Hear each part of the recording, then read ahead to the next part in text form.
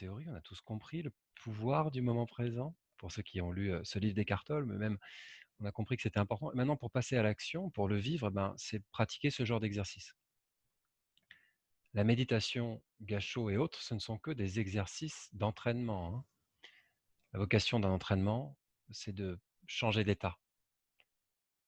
Quand on s'entraîne à être dans l'instant présent, on va avoir un vrai changement d'état. La pleine conscience, c'est un vrai pouvoir. Donc s'entraîner quotidiennement à faire gachot, parce que c'est pas n'importe quelle méditation en plus de ça, de faire des méditations pleine conscience, hein, pas trop des trucs avec des visualisations, des images qui finalement nous font sortir du moment présent.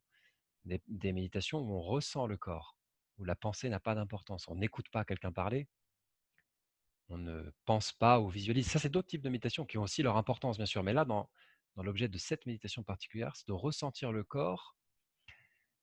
Et ben, ça permet de cultiver justement cette capacité dont j'ai parlé, de mieux se servir du mental. C'est pas un ennemi le mental. L'ennemi, c'est le poison dans le mental, hein.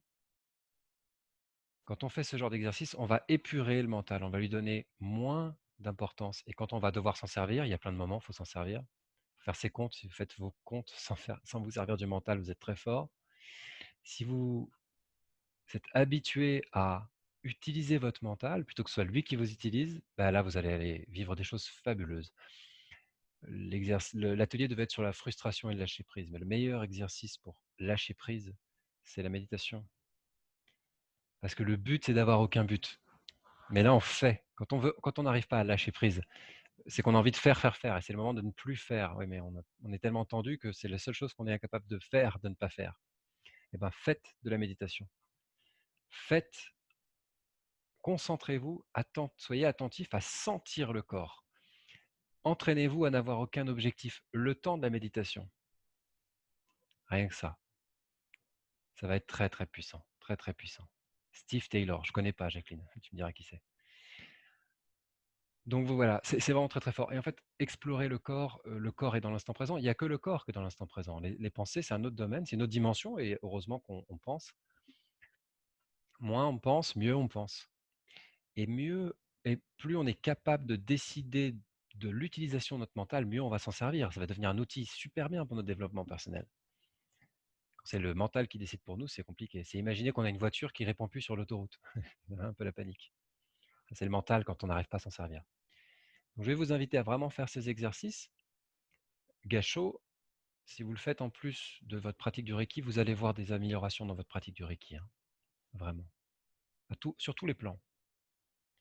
Si vous ajoutez à l'autotraitement Gachot quotidiennement, aux envois de Reiki, à tout ce que vous faites, alors, je ne vais pas les lister, il y a tellement de trucs.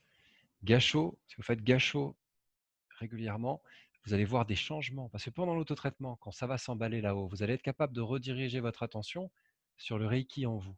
Et ça, c'est l'étape d'après. D'ailleurs, c'est le sujet du prochain atelier. Mais ce qui est génial, c'est quand on arrive à choisir ce à quoi on porte notre attention, on va décider d'écouter le Reiki en soi. Et du coup, il va prendre toute l'importance et les autotraitements sont délicieux. Donc voilà, c'est un petit entraînement. C'est pas facile, mais c'est vraiment très, très puissant. Quel moment on peut porter attention au corps? Bah, normalement tout le temps, mais quand on n'a vraiment pas le choix, je vous invite à le faire à des moments clés. Par exemple, quand vous buvez un verre d'eau. Donnez-vous comme défi de boire le verre d'eau. Pas forcément dire gratitude, j'ai de l'eau. Ouais, mais bon, j'ai rien d'autre, mais j'ai de l'eau. Pas un truc mental. Juste ressentez l'eau qui entre dans le corps. On se brosse les dents.